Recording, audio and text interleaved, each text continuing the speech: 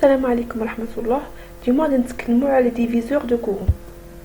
ديفيزور دو كورون هي واحد لا ميثود اللي كتمكننا باش نكالكوليو دون فاسون رابيد اي سامبل لو كورون que traverse une résistance dans un circuit parallèle. C'est-à-dire le générateur ou la source du courant كتكون en parallèle avec les charges. Donc نداو اول اكزامبل ديال ان بون à deux branches اللي كتكون لينا من une source de courant qui fournit le courant I1 et I2 aux résistances R1 et R2.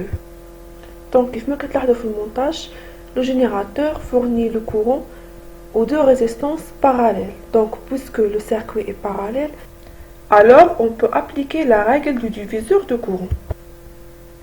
Donc, كيف ما قلنا قبل, la règle du diviseur de courant كتappliquer sauf إلا كان عندنا le circuit parallèle. Donc, pour calculer le courant I1 qui traverse la résistance R1, on a la résistance qui est en parallèle avec la résistance R1 qui est R2. On a la somme des résistances qui sont dans le circuit. Donc, on a deux résistances parallèles. Donc, on a R1 plus R2. Mais on a le courant de la source qui est le courant I. Donc, I1 va R2 divisé par R1 plus R2, le tout multiplié fois le courant I. On va appliquer la règle pour calculer le courant I2 qui traverse la résistance R2. Donc, le courant I2 va la résistance R1 liée à la résistance en parallèle avec R2 divisé par la somme des résistances du circuit. On a R1 plus R2. On va multiplier fois le courant de la source qui est le courant I. Alors, I2 va I fois R1 divisé par R1 plus R2. Donc, nous avons le deuxième exemple d'un pont diviseur à trois branches.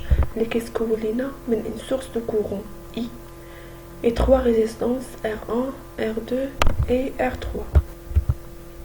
Donc, بالنسبة لهذا type d'exercice, أول حاجة خصنا نديروها هي أننا نسامبليفيو لو سيركوي. يعني إلا بغينا نكالكوليو لو كورون I1 غادي نكارديو la résistance R1 وغادي نكالكوليو la résistance équivalente des deux résistances R2 et R3. Comme ça, غادي يولي عندنا un circuit اللي فيه deux résistances parallèles.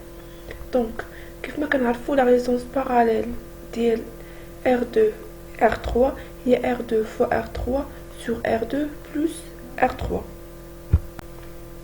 Donc, après le calcul et la simplification, on va le courant I1 égale à R2 fois R3 sur R2 fois R3 plus R1 fois R3 plus R1 fois R2, le tout multiplié fois le courant I.